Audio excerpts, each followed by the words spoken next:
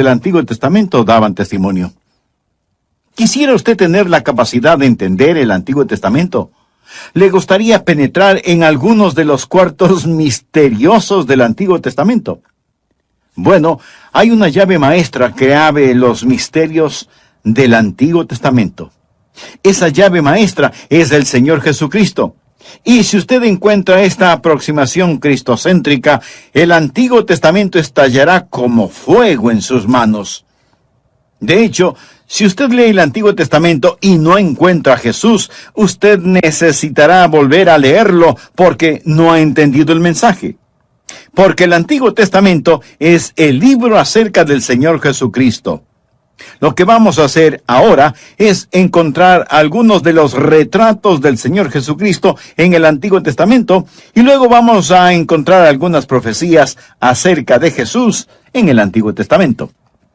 Aquí está lo que Jesús les dijo a aquellos que lo desafiaban en cuanto a su autenticidad y su mesianismo. Jesús les miró directo a los ojos y les dijo: escudriñad las Escrituras, porque a vosotros os parece que en ellas tenéis la vida eterna, y ellas son las que dan testimonio de mí. Recuerde que cuando Jesús dijo eso, no existía el Nuevo Testamento en la forma en que lo conocemos hoy. Estaba siendo formado, pero aún no había sido escrito. Cuando Jesús dijo: escudriñad las Escrituras, porque a vosotros os parece que en ellas tenéis la vida eterna, Él estaba hablando acerca del Antiguo Testamento. Ahora, escúcheme bien, por favor. Sin Jesús, el Antiguo Testamento es un libro, primero, de ceremonias inexplicables que no tienen ningún sentido.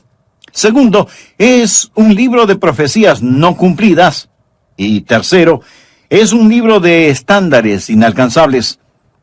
Si usted trata de vivir de acuerdo al Antiguo Testamento sin el Señor Jesucristo, mi amigo, eso le será imposible.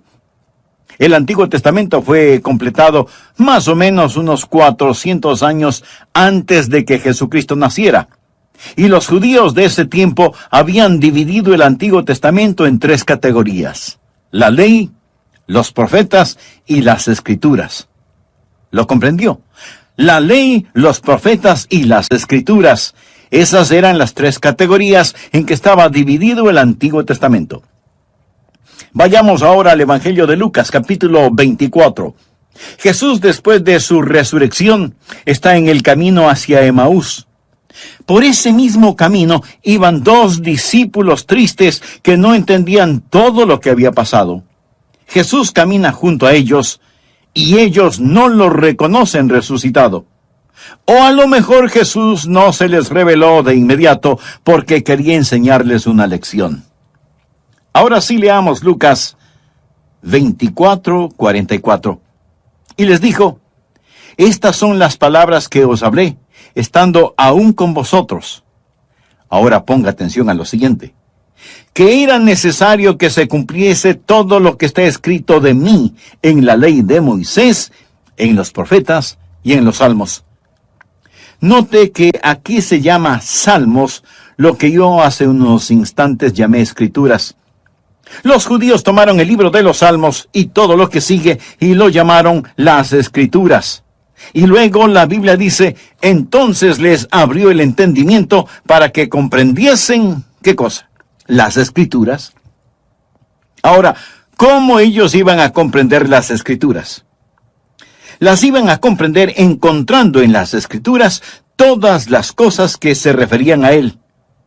En la ley, en los profetas, en los salmos o los escritos, en todas estas cosas que se referían a Él. La ley es básicamente los 5 primeros libros de la Biblia, lo que llamamos el Pentateuco, o 5 libros: Génesis, Éxodo, Levítico, Números y Deuteronomio.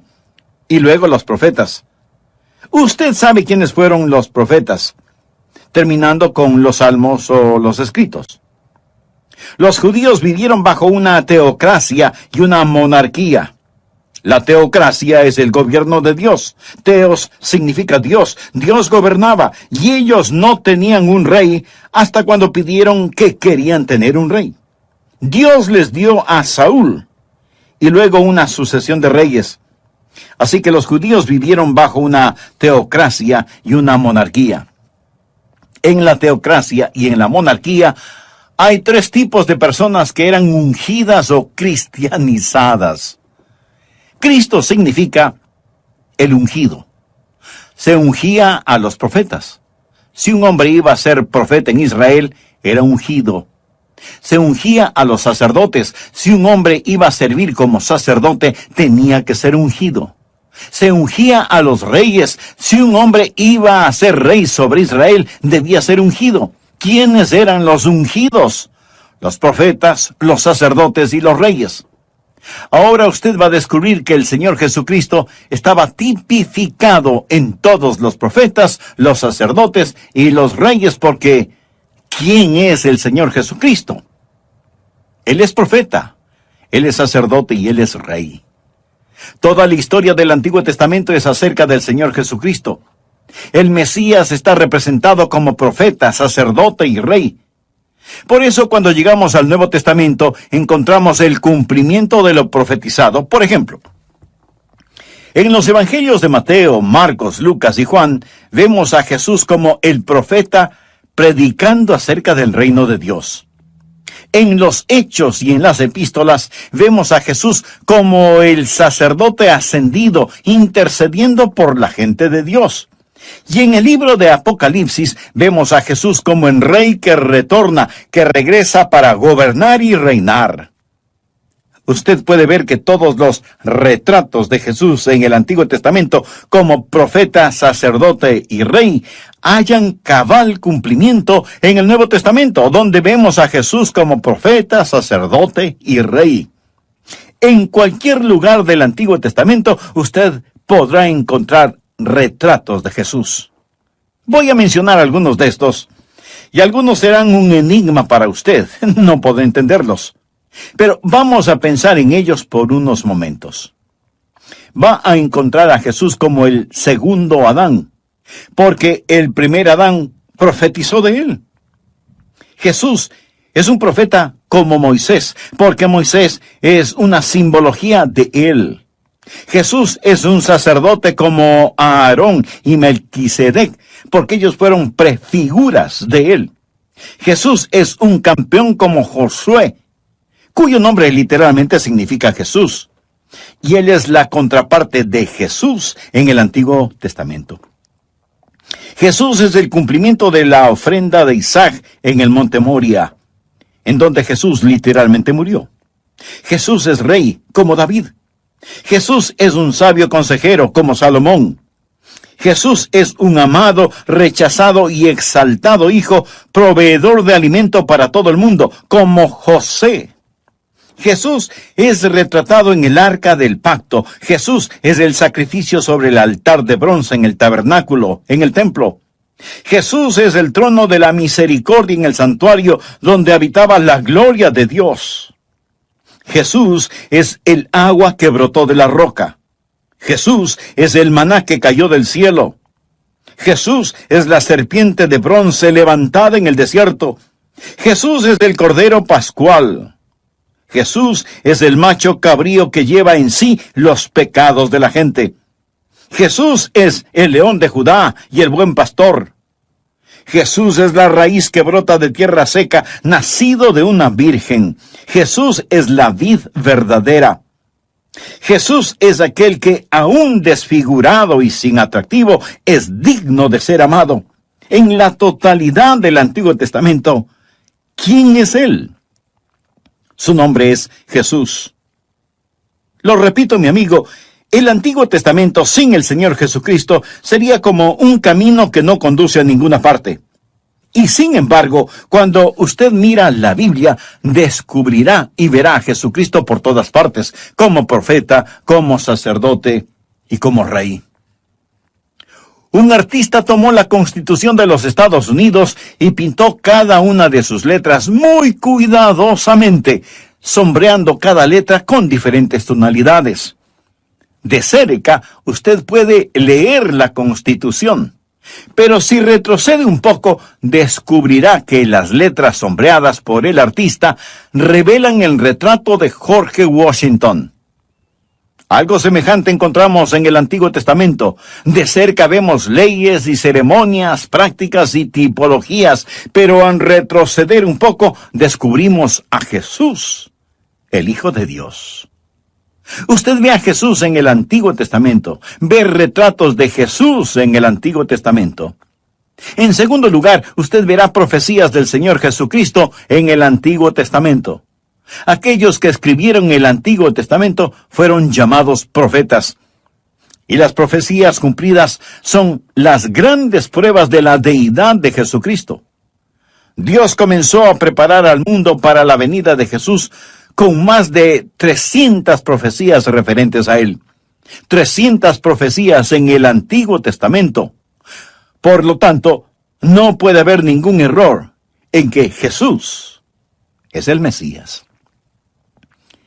La ley de probabilidades matemáticas hace totalmente imposible que Jesús no sea el Mesías o que cualquier otro pueda reclamar ser el Mesías de acuerdo a la ley de probabilidades. Ahora, esta ley de probabilidades no es una ley abstracta. Aquellos de ustedes que tienen pólizas de seguridad o seguro de vida, ese seguro de vida está basado en la ley de probabilidades. La gente en el negocio de los seguros se basa en la ley de probabilidades matemáticas. Por ejemplo, ellos asegurarán a un hombre saludable de 30 años por una módica suma de, digamos, $50 mensuales, y asegurarán su vida por $1,000,000. Eso quiere decir que si él muere, la aseguradora pagará a quien le sobreviva $1,000,000, aunque él haya estado pagando solo $50 al mes. ¿Es porque a la aseguradora le gusta regalar el dinero? No, de ninguna manera. Ellos saben con exactitud cuál es la ley de probabilidades de que este hombre muera durante sus años 30. Y saben que en este negocio van a hacer dinero. Arriesgan billones de dólares en lo que llamamos probabilidad matemática. La siguiente ilustración la he usado antes, pero viene tan al caso que debo usarla nuevamente para mostrarle cómo trabaja la ley de probabilidades matemáticas. Tengo un querido hijo que vive en España. Es un misionero allá, y es un verdadero hombre de Dios. Mi esposa y yo amamos a nuestro hijo David, a su esposa Kelly, y a Jonathan y a Esteban. Los amamos con todo nuestro corazón. Les amamos tanto que deberían ver nuestro gasto telefónico. Ahora, suponga que quiero llamar a David allá en España. ¿Cree que puedo levantar el teléfono y marcar al azar algunos números y comunicarme con David? Quiero decir, ¿qué chance tengo de que con 6 billones de personas sobre el planeta yo levante el teléfono, marque algunos números sin ton ni son y que de inmediato David conteste al teléfono? No es así. Déjeme decirle cómo trabaja esto. Primero, cuando levanto el teléfono, elimino a todas las personas del mundo que no tienen teléfono. Así que el campo se achica considerablemente. Ahora marco el 011. ¿Sabe lo que sucede cuando hago eso? Elimino a las personas que viven en América porque ese es un número para el extranjero. Luego marco el 34. Cuando hago eso, elimino a todos los países, menos España. Luego empiezo a marcar series de números sucesivos y con cada número que marco, elimino a personas que no tienen ese número, o el siguiente, y así continúo achicando el campo hasta que finalmente marco el último número. Y una voz varonil contesta al teléfono y dice, «Diga». Y yo digo, «Buenos días». Y él contesta, «Papá». Sí, reconozco su voz, es mi amado hijo.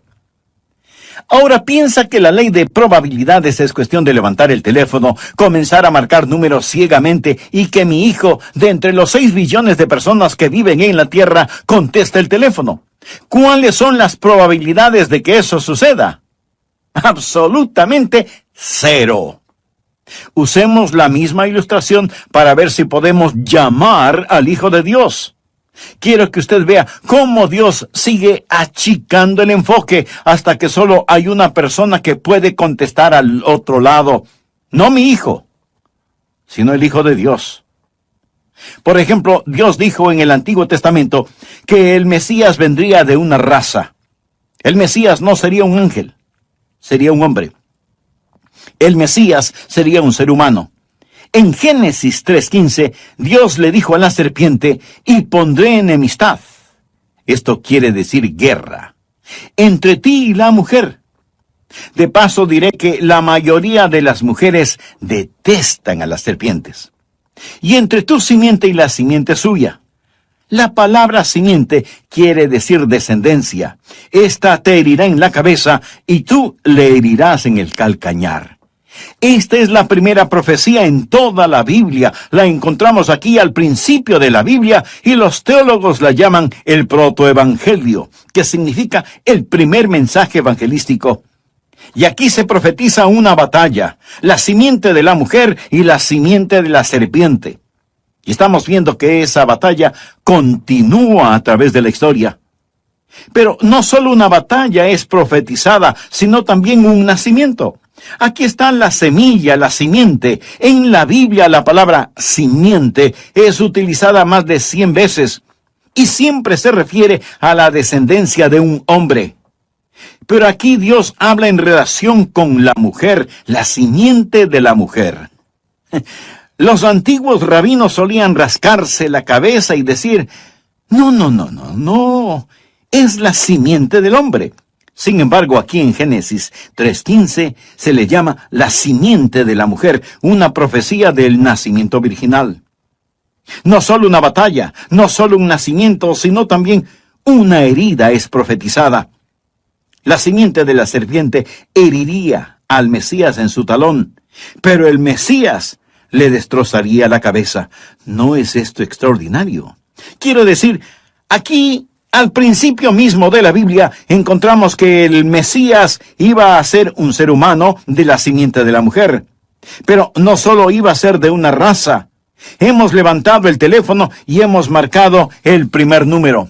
En segundo lugar, sería de una sección de esa raza porque al pasar del tiempo hubo un hombre llamado Noé.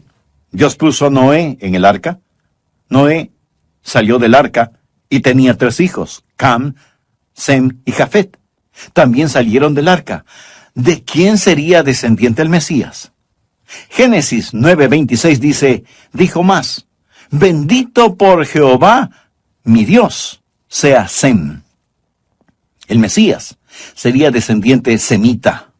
Dios escogió a Sem, y cuando lo hizo, escúcheme, achicó mucho más el enfoque y eliminó 2/3 de la población terrestre. El Mesías descendería de Sem.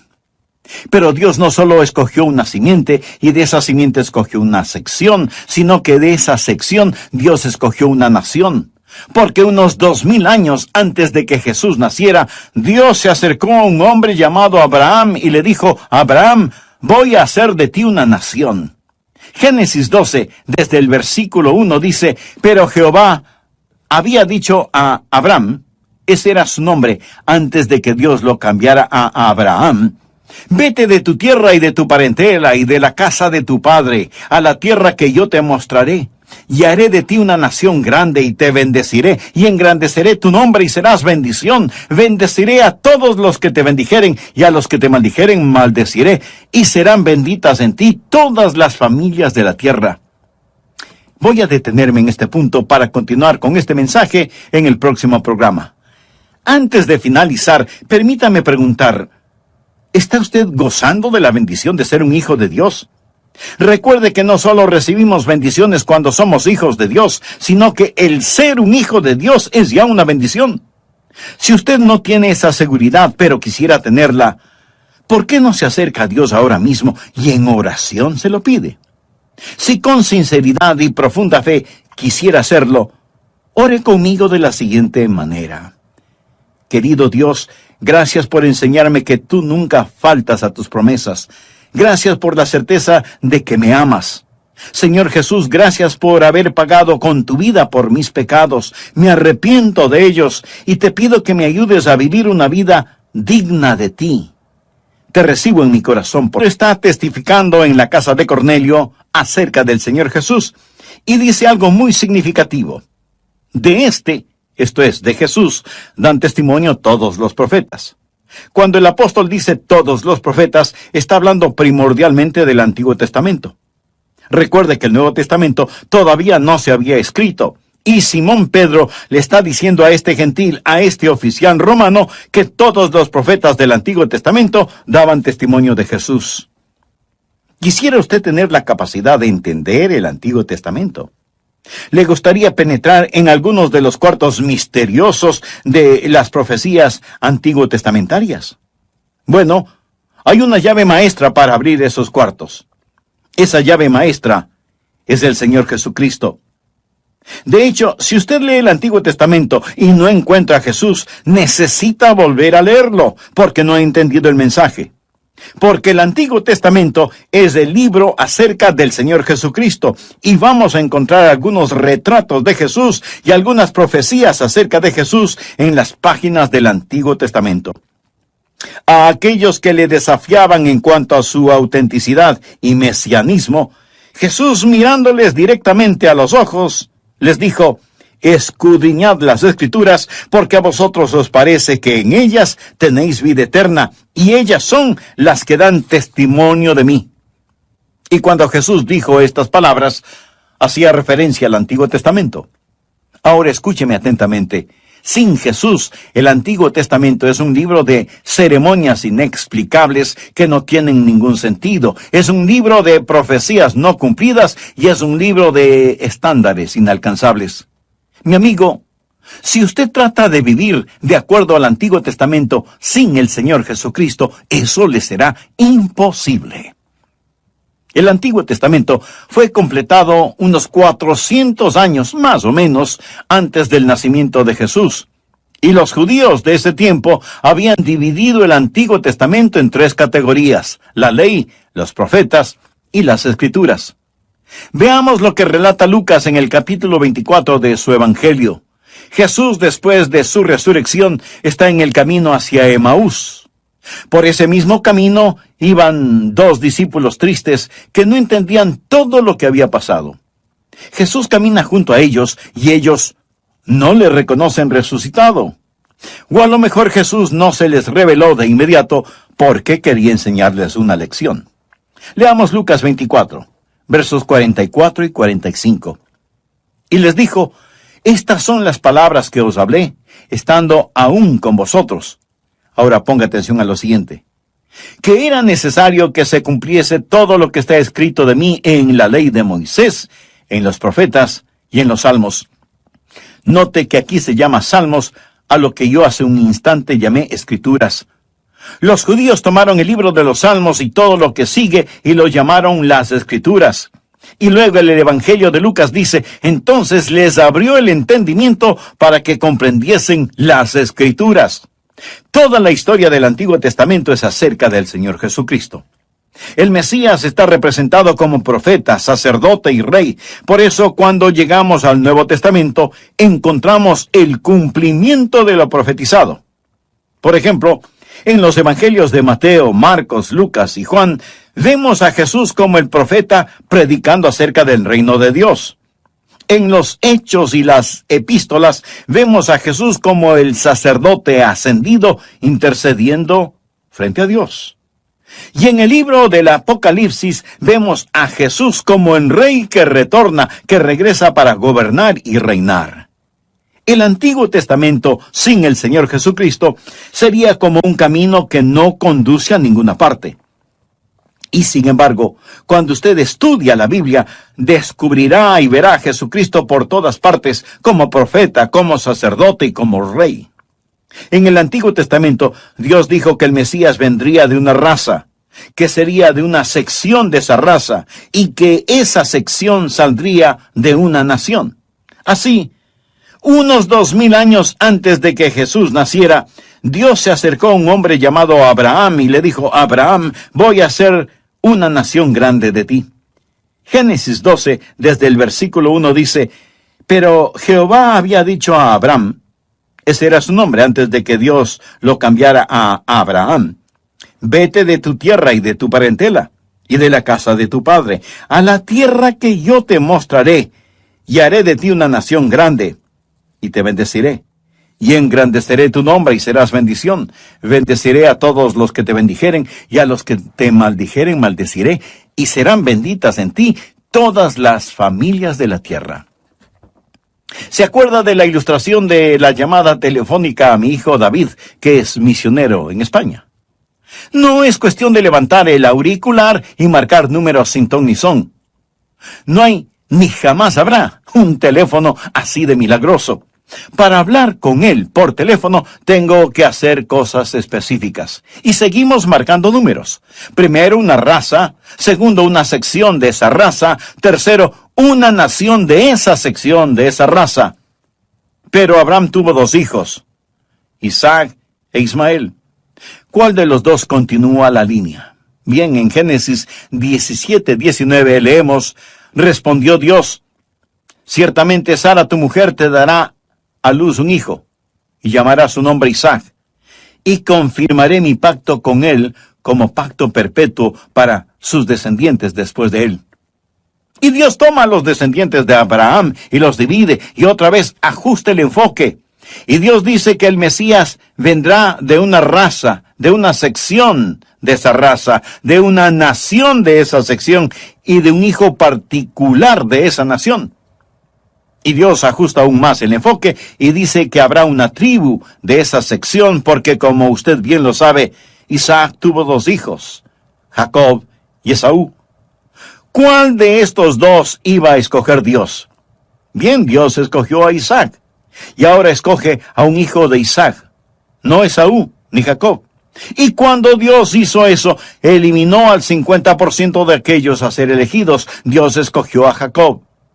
En el libro de Números 24:17 leemos, lo veré, mas no ahora, lo miraré, mas no de cerca.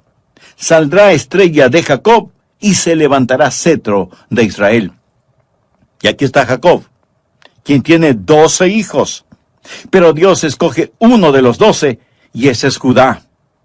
Escuche lo que dice Génesis 49:10. No será quitado el cetro de Judá, ni el legislador de entre sus pies, hasta que venga Silo, y a él se congregarán los pueblos. Así que Dios escoge una raza, y luego una sección de esa raza, después escoge una nación de esa sección, luego una tribu de esa nación, la tribu de Judá, pero Dios aún no ha terminado. Dios sigue marcando números en su teléfono celestial, y ahora Dios toma a la tribu de Judá, y de esa tribu escoge una familia. ¿Qué familia? Bien, la familia de esa tribu, sacada de esa nación, escogida de esa sección, sacada de una raza, fue la familia de Isaí. Leamos Isaías 11:1. Saldrá una vara del tronco de Isaí, y un vástago retoñará de sus raíces. Ahora, la vara, el gobernador, el reino, va a venir de una familia en particular, la familia de Isaí. El Mesías será descendiente de la familia de Isaí, y por lo tanto, todas las otras familias de Judá quedan eliminadas. Pero Dios aún no ha terminado. Dios va a ajustar el enfoque un poquito más. No solo que el Mesías descenderá de Isaí, sino que dice que el Mesías saldrá de una casa de esa familia, de esa tribu, de esa nación, de esa sección, de esa raza. ¿Cuál es la familia? La casa será la casa de David. Veamos 2 de Samuel 7:8. Ahora pues dirás así a mi siervo David, así ha dicho Jehová de los ejércitos, yo te tomé del redil, de detrás de las ovejas, para que fueses príncipe sobre mi pueblo, sobre Israel. Y cuando tus días sean cumplidos y duermas con tus padres, yo levantaré después de ti a uno de tu linaje, el cual procederá de tus entrañas. Esto es, un descendiente de David. Y afirmaré su reino. Ahora, Isaí tuvo 8 hijos, y 7 de los 8 fueron eliminados. Dios sigue ajustando el enfoque. El Mesías descendería de la casa de David, pero Dios todavía no ha terminado. Tenemos la casa de David, pero ahora habrá cierta mujer de la casa de David, de esa familia, de esa tribu, de esa nación, de esa sección, de esa raza. Esta mujer sería una virgen. Isaías 7:14 dice, por tanto, el Señor mismo os dará señal. He aquí que la virgen concebirá y dará a luz un hijo. No cualquier hija de la casa de David, sino una virgen concebiría en su vientre un hijo. Ahora escúcheme, un hijo nació de esa virgen, de esa casa, de esa familia, de esa tribu, de esa nación, de esa sección, de esa raza. Pero Dios no ha terminado todavía. Él no puede nacer donde quiera. Tiene que nacer en Belén. Él no puede ser simplemente una persona ordinaria. Tiene que ser odiado, vendido por 30 piezas de plata, traicionado. Tiene que ser crucificado, sus manos y sus pies perforados, y tiene que ser levantado de entre los muertos. Y cuando usted marca todos estos números en el teléfono, ¿qué es lo que tiene? A Jesús, el Hijo de Dios. Amigo, si usted me dice que todo eso sucedió en forma fortuita, es que los tornillos de su cabeza están flojos. Escuche, hay más de 300 profecías en el Antiguo Testamento relacionadas con Jesús. Yo he mencionado menos de 15. Hay un hombre llamado Pedro Stoner que estudia la ley de probabilidades y es un gran matemático. Él toma las profecías y aplica la ley de probabilidades. Y la siguiente es una ilustración que él da para que podamos entender de alguna manera el cuadro mental de este asunto. Pedro Stoner dice que si usted cubriera todo el estado de Texas con dólares de plata de frontera a frontera y con 1 metro de profundidad, eso significaría una cantidad impresionante de monedas de plata. A los tejanos y a cualquiera les gustaría eso, ¿no le parece? Ahora, marque una de esas monedas. Cubra por completo los ojos de un hombre y póngalo en cualquier sitio en el estado de Texas y déjelo allí nadando entre las monedas de plata. Si es que al primer intento él encuentra la moneda marcada, matemáticamente será la misma probabilidad de que 8 de las profecías mencionadas se cumplan en un solo individuo. Yo mencioné 15, pero hay más de 300.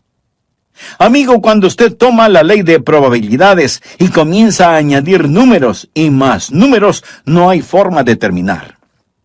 Verá, usted encuentra al Señor Jesucristo en el Antiguo Testamento. Jesús está retratado ahí. Todos los símbolos, todos los emblemas, todas las ceremonias retratan al Señor Jesús. Él es profeta, es sacerdote, es rey. Y luego usted mira las profecías cumplidas y dice, ¿cómo puede suceder esto? Aparte de la inspiración divina. Antes de finalizar, quiero decirle 2 cosas. Primero, usted puede confiar en la palabra de Dios. Lo repito, usted puede confiar en la palabra de Dios. Segundo, usted puede confiar en el Dios de esa palabra. Quiero decir, si usted confía en la palabra de Dios, ciertamente debe confiar en el Dios de esa palabra. El Antiguo Testamento dice que alguien vendría. El Nuevo Testamento dice que ese alguien ya vino. Y el libro del Apocalipsis dice que ese alguien vendrá otra vez. Ahora el Nuevo Testamento le dice a usted cómo Jesús, quien vendrá otra vez, le prepara para su segunda venida. ¿Cómo usted puede conocer al Señor Jesucristo como su Salvador y Señor? Yo no trato de probarle a usted que Jesús es el Mesías. Eso está más allá de toda prueba.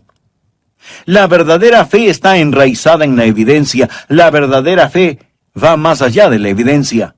La verdadera fe se vuelve su propia y mejor evidencia. Si usted trata de explicar a Dios, se morirá y se irá al infierno. Y no habrá podido explicar a Dios. La Biblia dice, ¿podrá el hombre, con su razón, encontrar a Dios? Nada podrá sostener ninguna cosa más allá de su propia capacidad. En otras palabras, usted no puede poner 2 galones de líquido en un recipiente de 1 galón. ¿Y cree usted que puede meter a Dios en su mente? No. Su mente no tiene la capacidad para contener a Dios. Por lo tanto, no trate de eliminar a Dios solo porque no lo entiende. Verá, para que yo pueda tener un Dios que pueda adorar, Él debe ser un Dios mucho más grande que mi mentalidad. Si yo puedo entender a Dios, Dios no sería más grande que mi intelecto, lo cual lo haría un Dios demasiado pequeño como para que yo le adore. Ahora, si pudiéramos entender a Dios, no lo necesitaríamos. Mi amigo, permítame decirle algo. No tenemos que entender a Dios para conocerle. Cuando era un niño, yo veía que mi papá salía rumbo a su trabajo. Yo no sabía a dónde iba ni lo que hacía, pero lo conocía personalmente y lo amaba. Mi amigo, usted no tiene que entender cómo Dios gobierna el formidable universo para poner su fe y su confianza en Él. Alguien le preguntó a la esposa del famoso científico Alberto Einstein si ella entendía la teoría de la relatividad y ella contestó, no la entiendo. Pero entiendo a mi esposo porque le conozco. Amigo, usted, por fe, puede conocer al Señor Jesucristo. Si yo tuviera 1000 vidas para vivir, le daría a Jesús cada una de ellas. Podría inclinar su cabeza en oración. ¿Cuántos de ustedes pueden decir, Pastor Rogers, he recibido a Jesucristo como mi Salvador personal y mi Señor, y sé que si muero hoy, iré al cielo? No lo sé por sentimientos emocionales, ni lo sé porque he vivido una buena vida. Lo sé porque me he arrepentido de mis pecados y he confiado en Jesucristo como mi Salvador personal y mi Señor. El Espíritu de Dios testifica a mi propio espíritu que soy un hijo de Dios. Y sé que si hoy mismo exhalar el último suspiro, estaré ausente de mi cuerpo, pero presente con mi Señor. Y estoy agradecido por eso, pastor, y no me avergonzaré de dar mi testimonio en público. Algunos de ustedes pueden estar diciendo, pastor, no tengo esa seguridad, pero estoy interesado. Si no tuviera interés en cosas espirituales, no lo estaría escuchando. Pero no tengo la seguridad de que si muero hoy, iría al cielo. Mi amigo, tengo noticias maravillosas para usted. Debido a que la salvación es gratuita, usted puede orar ahora mismo y recibir el regalo de la salvación, y Dios le salvará instantáneamente. Y no solo eso, sino que desde este momento y en adelante, Él estará con usted continuamente, y Él lo guardará eternamente. Pero usted debe recibirlo. La Biblia dice, cree en el Señor Jesucristo y será salvo. Esa palabra creer no significa solo creer intelectualmente. El diablo cree de esa manera. Esa es una palabra bíblica que significa confianza. Usted puede creer que un avión puede volar, pero usted no confía sino hasta cuando vuele en ese avión. Confíe en el Señor Jesucristo. Me permite guiarle en oración para que usted invite a Jesús a entrar en su corazón. Diga conmigo la siguiente oración. Querido Dios, sé que me amas y que quieres salvarme. Jesús, tú moriste para salvarme. Tú prometes salvarme si confío en ti. Confío en ti, Jesús, ahora mismo. Te recibo en mi vida. Te entrego mi vida por fe. Perdona mis pecados. Límpiame. Comienza a hacerme la clase de persona que tú quieres que sea. Creo que con tu sangre pagaste la deuda de mi pecado. Gracias, Jesús. Y porque tú moriste por mí, yo viviré para ti. Ayúdame, Señor Jesús, a nunca avergonzarme de ti. Dame el valor para confesarte públicamente.